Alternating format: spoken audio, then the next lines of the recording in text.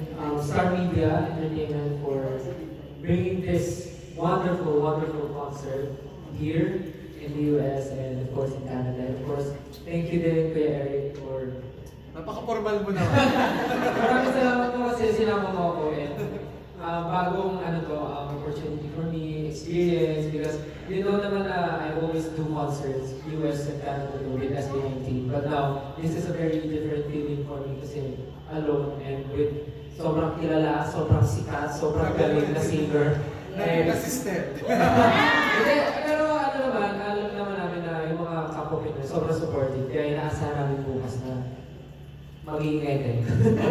Okay, ayun tulad niya sabi kay Eric, if you have mga friends na walang gagawin tomorrow, mga family o mga jowa nyo,